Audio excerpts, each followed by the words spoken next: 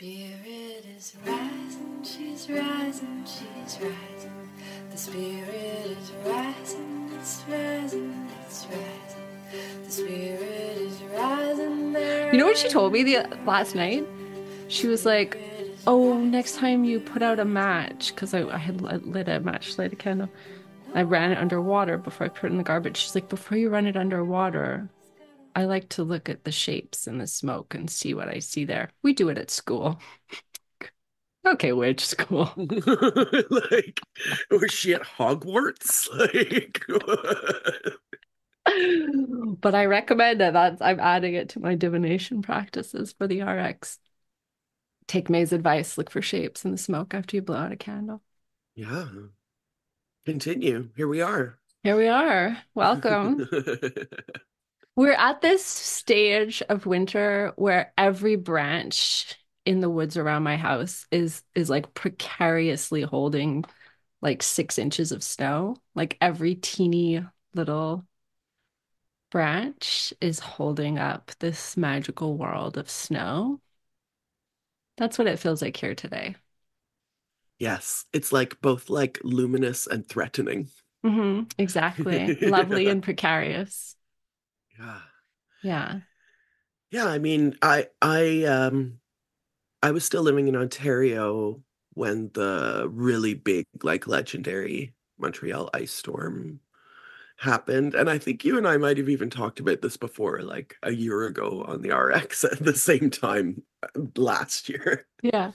about how, by the time I moved to the city, people had sort of like giving birth, like you're so joyful about the result that, you sort of forget about the pain.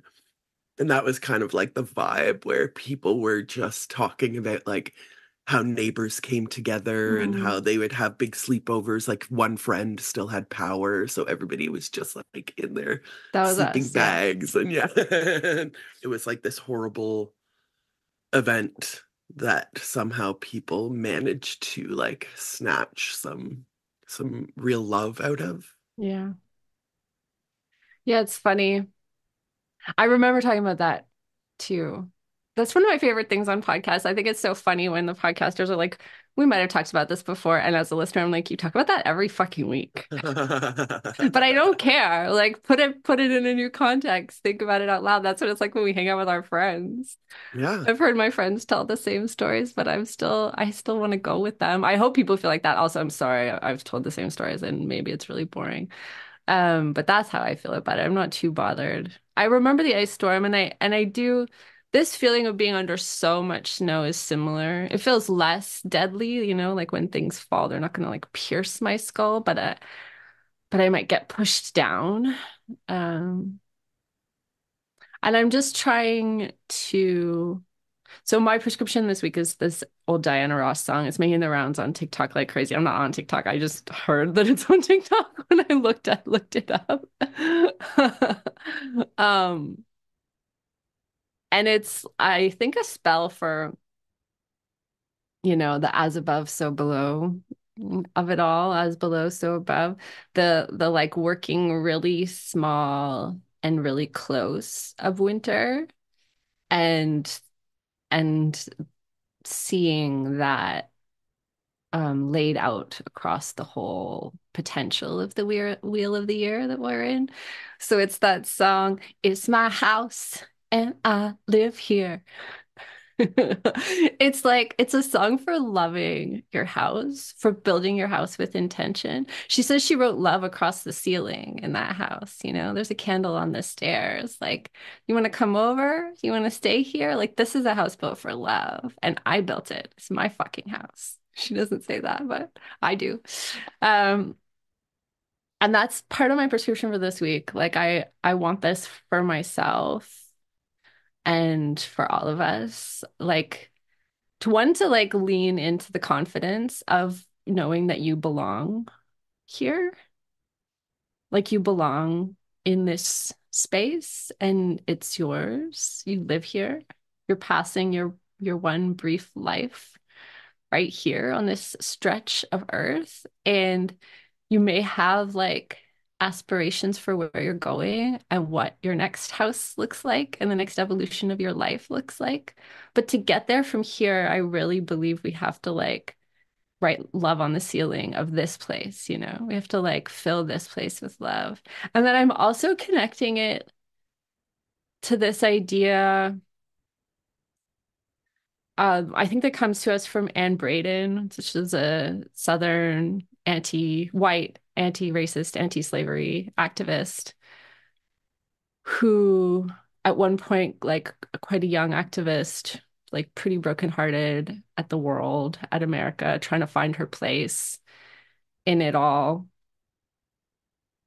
was embraced by this lawyer, real leader protecting labor movements, social activists, Black activists, abolitionists, Black lawyer William Patterson.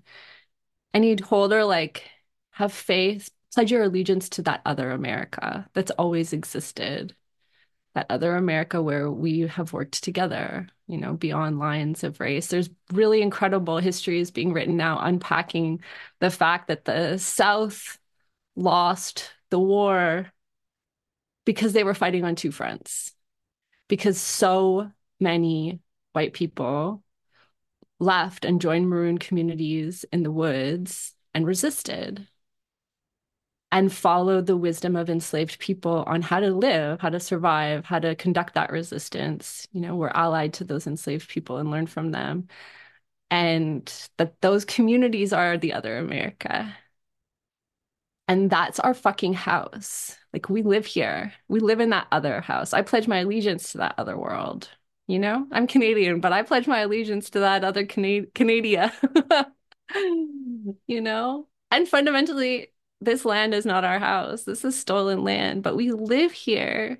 And I pledge allegiance to being, you know, class traitor, race traitor, to believing in a visionary, magical, re-enchanted tomorrow that has liberation for all.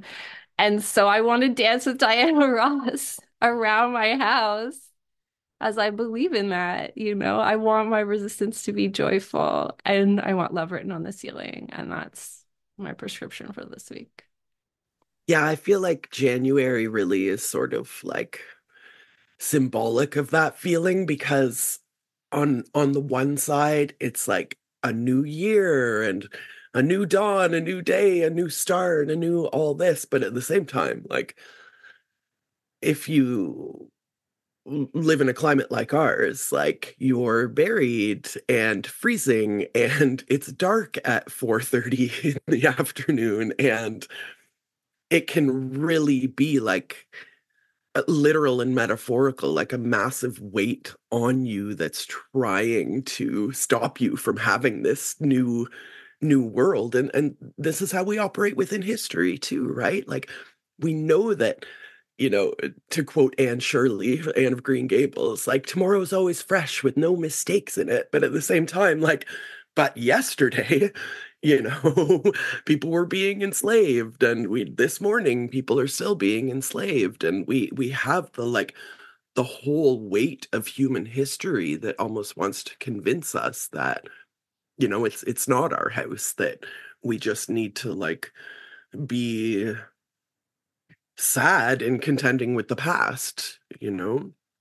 How do we make the past work for us? How do we bring it into the present? How do we build a house out of tools that we cobble together? You know, how do we do that? And I I am under this weight, you know. It's like a physical exhaustion, having to like very zen in its way, because it is just like moving snow from one place to another and then moving more snow that fell while you were moving that first snow. It's like it's never going to stop. You're always going to have to keep working until summer when it melts.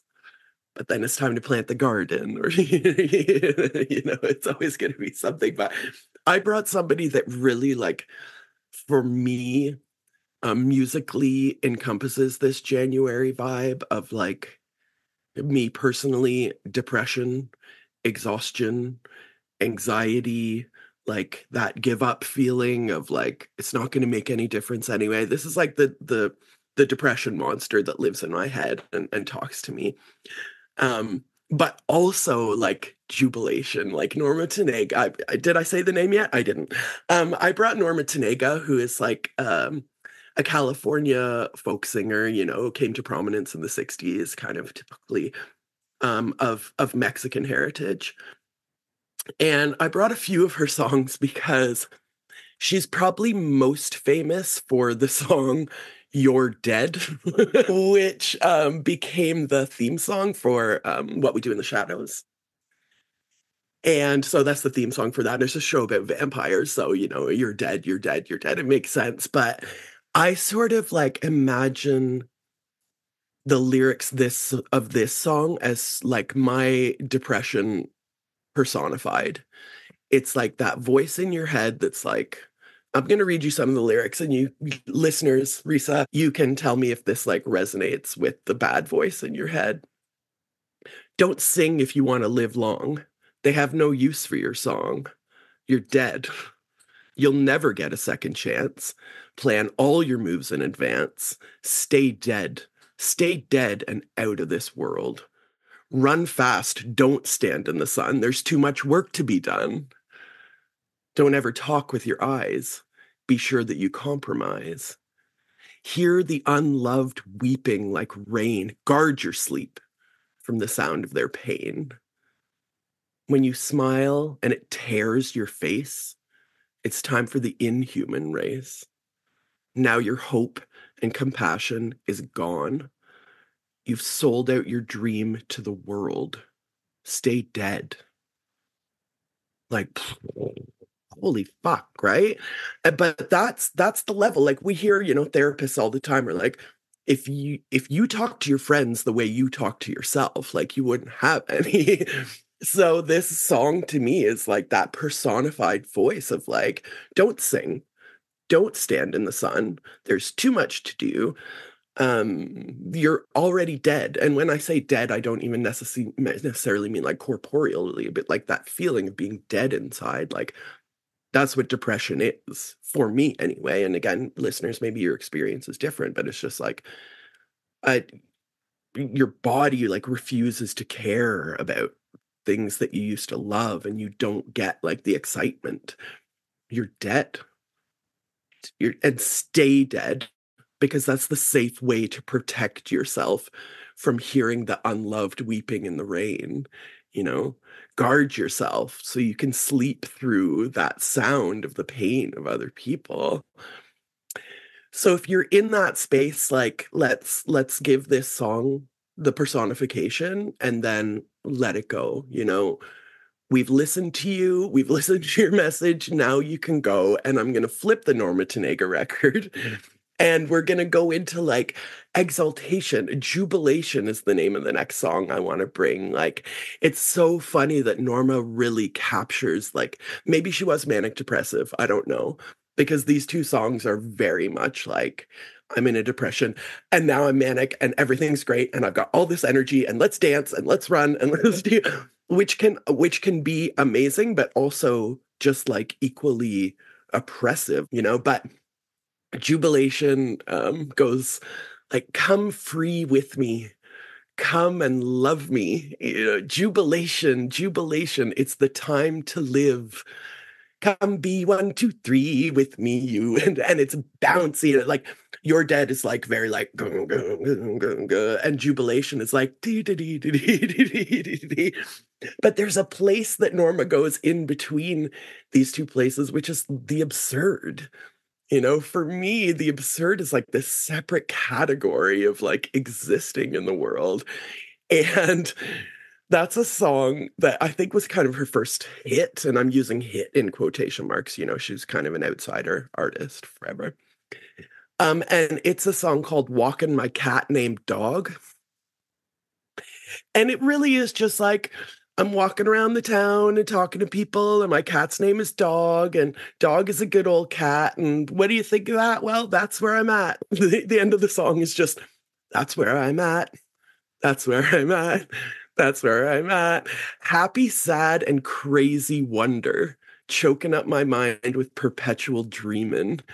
And so that the absurdity of that to me is like that place between depression and mania, where you just sort of recognize that the world is an absurd place that we're just trying to navigate. And most people don't know what they're doing because we're contending with a constantly changing world, like that movie Inception, where they're inside dreams and so the laws of physics are changing. Like that's how I feel sometimes being in the world, like whoa, whoa, whoa, whoa, whoa, I just want to sit by the fire. I can't contend with the laws of physics changing around me and the ceiling becoming the floor. And, it feels like that, but that's a comfortable place for me within the absurd. So again, I just want to like encourage myself and you, Risa, and our listeners to sort of be with Norma Tanega in her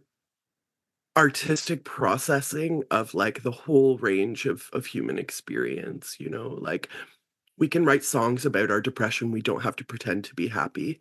And we can write songs about our jubilation. We don't have to be sad all the time because the world is not a perfect place. We're still allowed to have jubilation, but we're also allowed to just like walk around town with our cat named Dog, talking to the neighbors and swinging your feet. And that's where I'm at. That's where I'm at. That's where I'm at. Thank you, Norma Tanega. Speaking of processing that strange like bouleversé or like that strange like tipping that happens in our minds like and in our lives through art, you remind me of Anna Halprin, so I'm gonna add this if it's of interest, take it to the prescription of these songs. She's kind of one of the forerunners of like dance and art therapy, and in part because she was very sick. She was looking at the ways that dance, especially community dance, could bring people together, and then she got very sick. But what happens is she describes like she would do this process where she would draw a self-portrait and then dance it surrounded by a community that would call pieces out.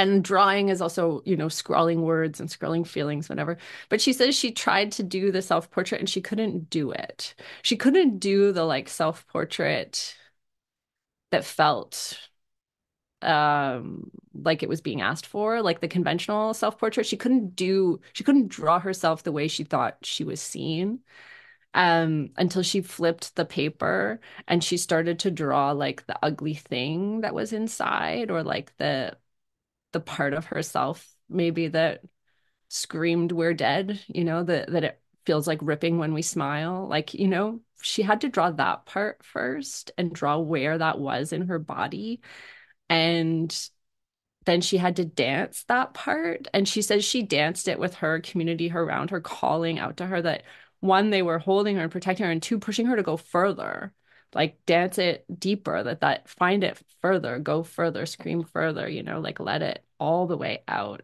And only then, after she had done that, could she turn the paper and draw and then dance a version of herself that was joyful and that was somehow integrated, right? That somehow like knew that there could be a cat called Dog, that like the upside downs of everything are there, like they can't just be repressed. It has to be all the way brought to the surface and part of the picture. And then of course like the piece for her is that helped cure her cancer, or she went back and went for a cancer diagnosis and it was gone. And she says she always forgets to tell that part of the story because it's not important to her, because she's not saying this is like a prescription for how we cure cancer, but she does say that like these dance moments together can help us move through acceptance and terror and all of those parts of reconciling like life-shattering new truths. um that's what that made me think of. So add that. And also in this, if you listen to this prescription on the podcast, but you don't get our newsletter, that's fine. But you could also get the newsletter if you wanted. And in it, we do a weekly version of the prescription that links to this audio, but has a ton of other stuff. And in that one this week, I'm going to include prescriptions that were shared from the coven this week. So a bunch of other of your, picture them out there in the world, your hundreds member family coven offering you their thoughts on how they're surviving this week. There's a bunch. Yeah, there's a bunch of good ones. I'm excited. I just want to say something about Anna Halprin. Like, I remember watching this video where a different dancer was performing something that Anna had choreographed for herself. Like, she was an old woman by this point, you know, or older. I don't know exactly. She was probably like my age. Like, she was an old lady, the Golden Girls. And she's so emotional watching this person perform this dance that a very, very personal dance that she had choreographed for herself. And you make me think about that and about, I was talking to somebody about a project that they're working on. And they told me, like, I wanna keep it sort of universal. I don't want it to be too personal. And I was like, hold up, because this is where we find the universality. The deeper, more personal we go. And it seems, again, we live inside a paradox. We're witches, it's fine. It seems like, you know, the more personal it is, the less universal it would be. That's how those words are defined, that, you know? But it's the opposite. Strangely and magically, the more personal we are in our story, in our dance, in our self-portrait, the more other people can relate to it and be healed by it.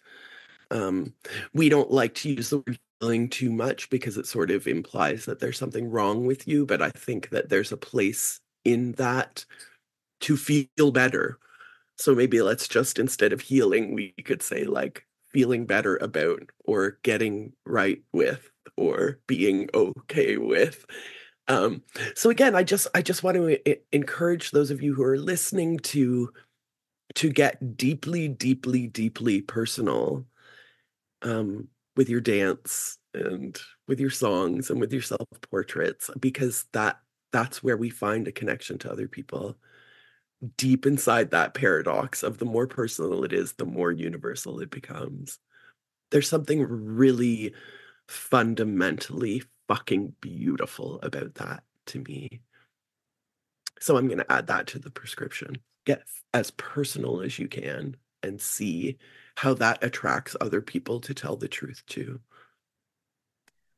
Yeah, and I'll just add, our coven mate Zoe drew attention to the Audre Lorde essay, The Master's Tools Will Never Dismantle the Master's House, and sort of feeling like, you know, why, I won't paraphrase Zoe, but the idea of like centering the master is still really sort of leaning into a white supremacist tool and structure of the world. And Zoe drew attention to a later part in that essay where Audre Lorde writes, in a world of possibility for us all, our personal visions help lay the groundwork for political action. And so I want to sit in that part. That whole essay we'll link to, and thanks, Zoe. So important to think through the context of that phrase that gets thrown around a lot. And let's lean into a world of possibility where we center our personal visions, because that personal vision for liberation will be those new tools, hybrid tools, I think, that And help new us have hope. vocabularies And new and new vocabularies. vocabularies. You know, I'm always quoting Audre Lorde. You know, it's like a fundamentalist Christian quoting the Bible. I'm just like an evangelist for Audre Lorde, and that quote I brought up in the context of, like, we can't grind our way out of the grind. You know, we can't hustle our way out of hustle culture. But in the same way that you and I, Risa, have sort of replaced, like, post-capitalism with pre-utopian, I think that's what Zoe's talking about. And forgive me, Zoe, if I'm wrong, but, like, why is this the vocabulary that centers, you know, notions of slavery? So, yeah, it's important to remember that we can't grind our way out of the grind. We can't hate our way out of hate. We can't, cruel our way out of cruelty. My husband always says to me when I'm like dealing with my family or whatever, and just because they're assholes, don't let that turn you into an asshole, because you're not an asshole. And that was huge to me. That was like a revelation. Like my whole life, I'd been like, fight fire with fire. Or if somebody's mean to you, like be mean back to them or whatever. Like, don't stand down, whatever nonsense I had. But like, we need to come up with a new method. We need to come up with a new vocabulary for the pre-utopia, not for post-capitalism, but for the pre-utopia. Yeah. And the larger context of that essay from Audre Lorde is like, she gave this paper at a conference where she was one of 2 Black women invited to talk at a feminist conference. It's all these white women. And so that's sort of the context, is like, we won't come up with anything new by doing things in the same old way with the same people. So that's something we're always trying to learn from. We will have our Black Witch Council coming up in February, as we do every year, and more creating opportunities for us to learn from other people and from each other to build that other America, that other reality together with all the voices of possibility. And Because Norma it's my Tanega's. house. You're going to do Norma? Yeah, it is. It's my house, Diana Ross and Norma Tanega. Like, jubilation. It's the time to live. Bless if I can be to that. And bless if I can be. Me, and my life is all to me. I love myself and all me. I love myself and all of me, all of me. I love myself and all of me. Love myself and all of me. I love myself and all of me. If you want to support the Missing Witches Project, join the Coven. Find out how at missingwitches.com.